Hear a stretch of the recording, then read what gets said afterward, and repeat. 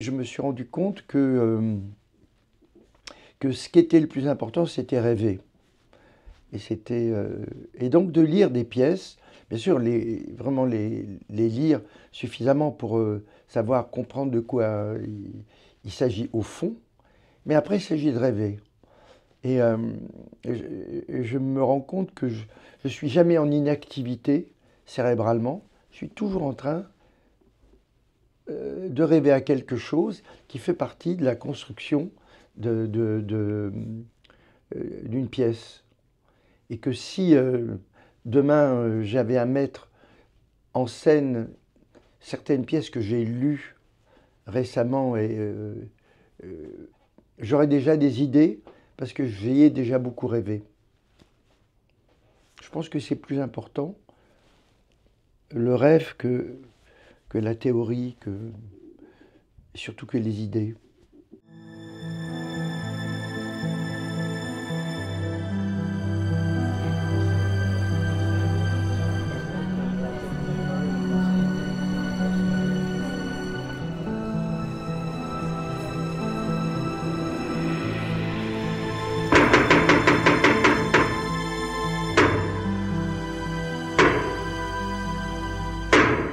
Je me présente, je m'appelle Jean-Luc Moreau, je suis metteur en scène et comédien.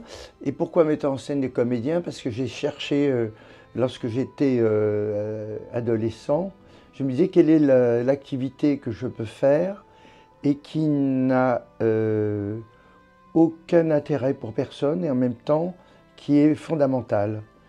Et j'ai trouvé que les métiers artistiques, c'était un métier où on ne pouvait pas faire du mal aux gens, on pouvait faire que éventuellement du bien, et du bien à soi-même d'ailleurs, en pratiquant un art quelconque. Et j'ai préféré ça, par exemple, être garagiste. Ce qui est garagiste, c'est un métier très respectable, mais il y a un moment où le garagiste, il peut faire une erreur. On prend la voiture, on a un accident parce qu'il avait oublié de serrer le pneu. Le médecin, il peut très bien faire une opération, oublier son bistouri à l'intérieur du ventre de son patient, et le patient meurt. Moi, en étant metteur en scène et comédien, je fais de mal à personne.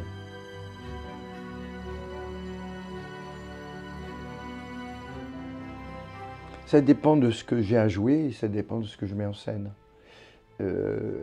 Simplement, ce que j'ai vérifié, c'est que ça fait partie d'une activité émotionnelle qui n'est pas exactement la même dans les deux cas de figure. Je pense que d'être comédien est une activité profondément féminine, dans le fond. On fait appel à des particularités qui ne sont pas celles qu'on peut retrouver dans ce qu'on appelle la virilité. Et que quand je suis metteur en scène, je me rends compte que là où, en revanche, je fais appel à quelque chose chez moi qui est plus directif, plus assumé, ouais, oui, je dirais plus viril, et que quand je suis comédien, il y a une part plus féminine qui s'empare de moi. Ces deux aspects, on les a tous. Simplement, beaucoup de gens les refusent et peu de gens les exploitent. Et l'expression artistique, que ce soit celle du théâtre, mais à peu près dans toutes les expressions artistiques, on peut se servir de cette ambivalence qu'on a tous. Quand je me mets en scène, c'est le bonheur. En plus, moi, je suis Gémeaux, ascendant Gémeaux, ce qui fait que quand on est Gémeaux, on est 2, quand on est ascendant Gémeaux, on est 4. Alors quand je me mets en scène, je mets 4 personnes en scène, et puis comme je dois avoir le regard du metteur en scène et puis la position de l'acteur, on est 8. Donc c'est vraiment une troupe.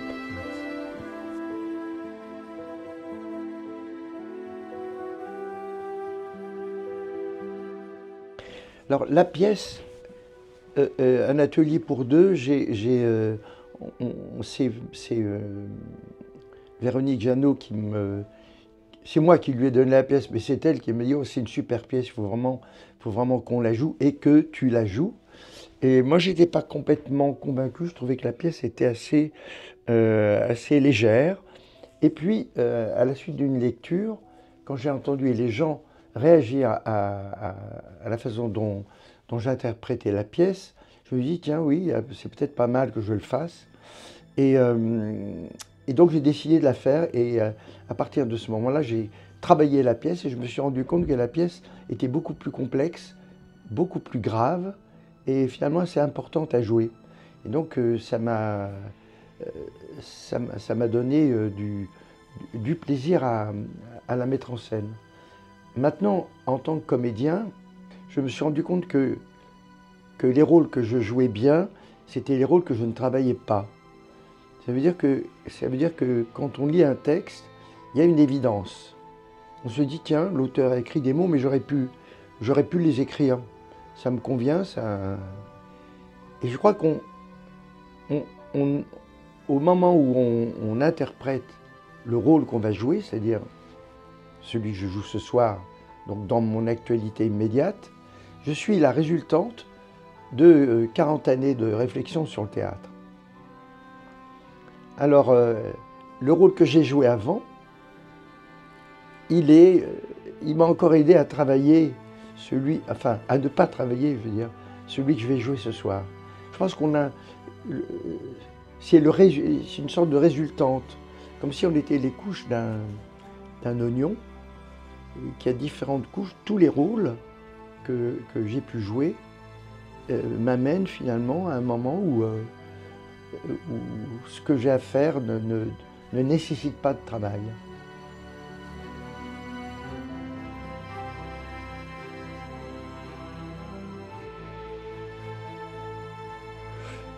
Je crois que j'adore le drame,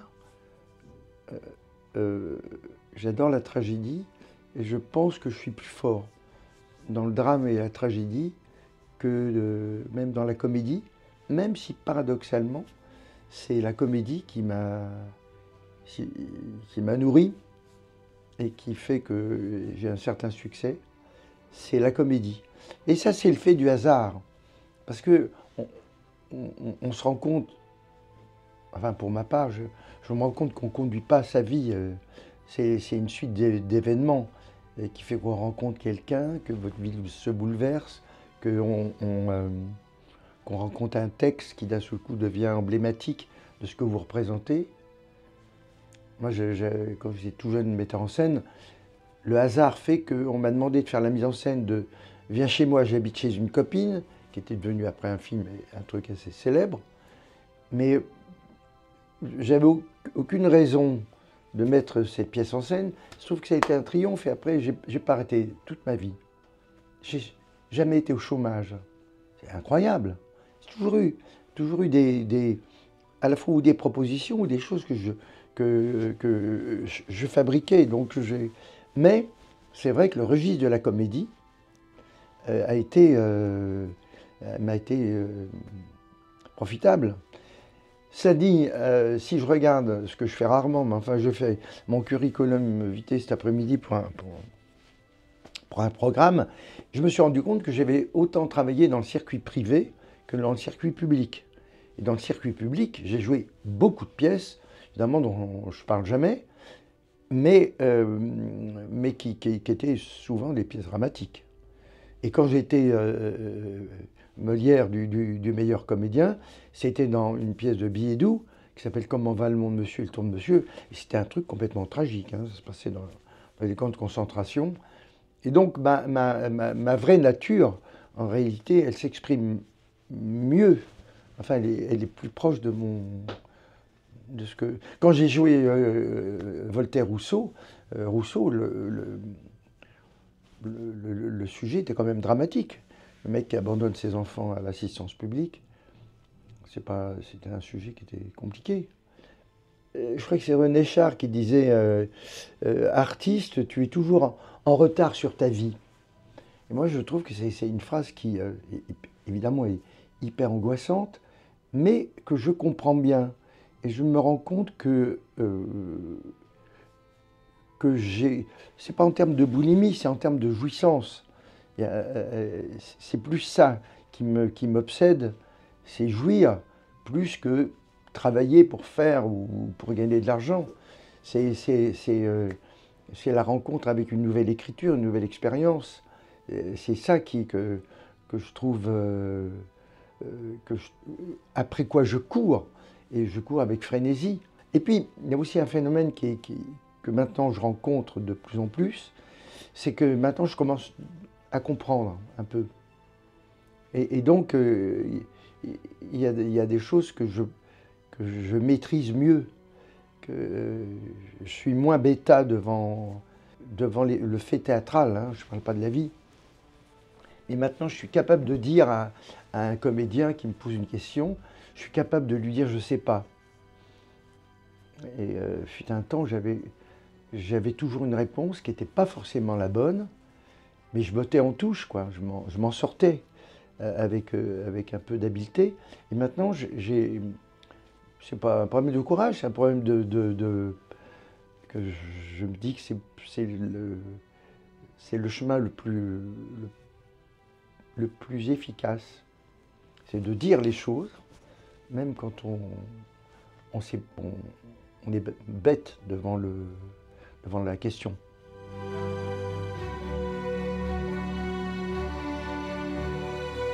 Dans le circuit dans lequel je suis maintenant, qui est le circuit du théâtre privé, il y a une très très très grande violence de confrontation, et forcément cette guerre qu'on croit pacifique mais qui ne l'est pas tellement, il faut savoir y répondre. Je veux dire, on se fait détruire, disparaître en quelques jours, hein. Donc, surtout à Paris, on est vraiment au centre c'est l'épicentre de la guerre, des projets, des réalisations. Donc, il y a des moments où je dirais que je ne fais pas partie des gens qui font ce qu'ils veulent. Je fais ce que je peux faire. Entre les gens qui sont dans cette guerre stupide entre le privé et le subventionné, on se rend compte que les gens qui ont opté pour le circuit du privé, eh ben on est finalement considérés comme des traîtres, des gens qui veulent gagner de l'argent à tout crin. Donc il y a plus d'entente possible. Et si moi je viens avec un projet en disant dans un théâtre subventionné, voilà, je voudrais monter telle pièce, mais je voudrais avoir accès aux subventions, on dirait non mais tu rigoles. Moreau, il fait partie des gens il suffit qu'il aille voir un producteur et il va être blindé de thunes pour monter une pièce. Ce qui bien sûr est faux, mais bon.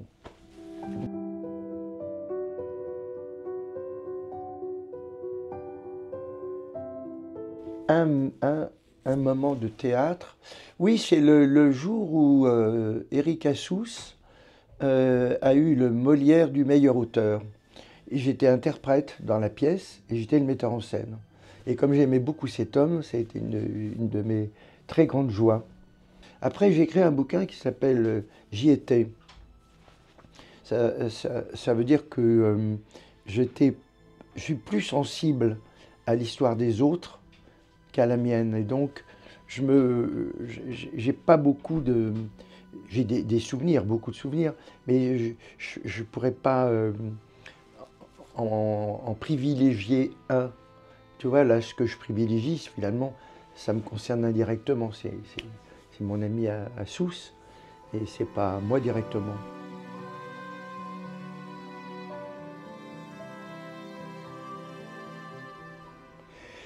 La chose qui me paraît toujours impossible, c'est d'y arriver. Je trouve que entre le moment où on a un texte des comédiens et au moment où le rideau se lève pour la première fois, pour moi, il y a énormément de raisons que ça ne se fasse jamais. Et donc l'émotion, elle est sur ce moment où pour la première fois, on raconte une histoire. Et puis, l'autre émotion qui est très forte s'appelle la vérification, c'est-à-dire vérifier ou pas qu'on a eu raison ou ou au contraire, je dis pas tort, mais qu'on s'est planté, quoi. Et la vérification, elle apporte on apporte des sensations qui sont extraordinairement, évidemment, violentes, parce que quand c'est la réussite, ça met dans une joie intense, mais quand ça ne fonctionne pas bien, ça fait couler des larmes.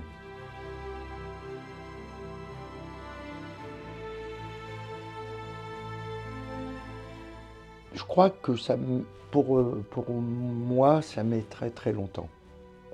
J'ai beaucoup de mal à remonter. Alors ça se sent pas, je dirais ça se voit pas, presque je dirais j'en parle pas.